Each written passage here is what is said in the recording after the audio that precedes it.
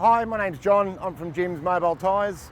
Today I'm just going to run through quickly how you can change your own spare wheel if you're stuck on the side of the road, just using the generic equipment that comes with the vehicle, a standard jack, wheel brace and winder. So most vehicles you'll find the standard jack that comes with most cars is a wind type scissor lift kind of jack. So when jacking up the vehicle, a common misconception is people tend to put the jack the wrong way around when they're jacking their vehicle up. The big flat part at the bottom of the jack is the base. That's what supports the vehicle on the ground. And you'll see at the top here, there's a nice cutout in the top of the jack. This is the part that actually sits in the sill of the side of the vehicle. You'll see if you look underneath your car, there's a little section about this long that actually looks like a fin. And that fin sits nicely in the jack there to support the vehicle and stop it from moving once you have it up in the air. So if you just get that into position first, like that, make sure it's not going to go anywhere. It also pays, before you actually lift the vehicle off the ground, is to just fractionally loosen the wheel nuts, because once you find you've got the wheel off the ground, you won't have enough torque to be able to undo it by hand. So we just crack them by hand first.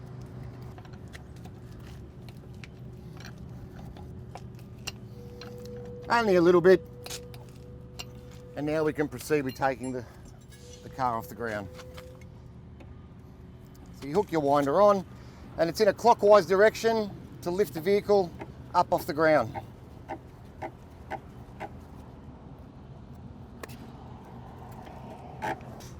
So bearing in mind, you only need to just get the tyre off the ground. You don't need to go crazy lifting it 3 feet in the air. You just need to raise it high enough that the tyre is actually off the ground. Now obviously you want to be really careful. We don't have a jack to support the weight of the vehicle. You don't keep one of those in the back of your car like a jack stand. So when you do take the wheel off the ground, you want to just make sure that there's no other people around that could possibly come into contact with the vehicle that's going to make it rock or tip, and you want to try and work as safely as you possibly can. Now we can proceed in taking all the wheel nuts off.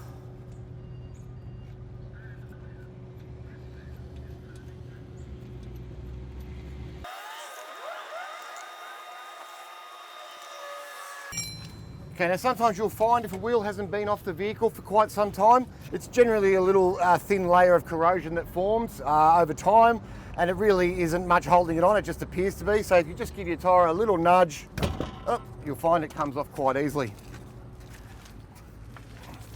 So slip that to the side, grab your spare tyre, bring that in.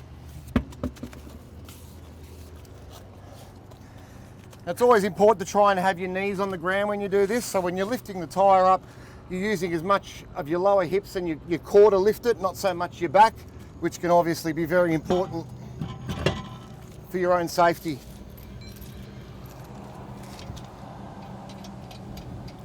Just put them all on back by hand first.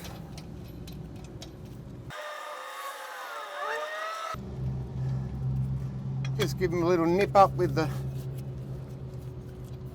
wrench, just to make sure it's well seated on the disc hub. Okay, now you can proceed in letting your vehicle back down on the ground. So basically it's just the opposite of what you've just done. So instead of going clockwise, you're now going to go in an anti-clockwise direction to start lowering the vehicle, obviously making sure no part of your body is under the tyre.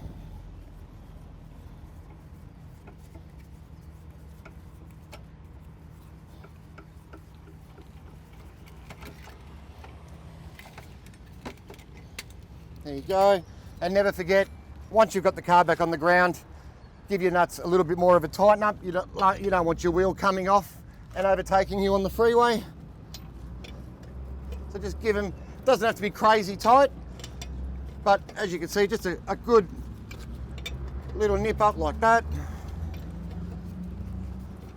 And that'll certainly get you out of trouble and get you to your nearest tyre shop to be able to get your proper tyre fixed.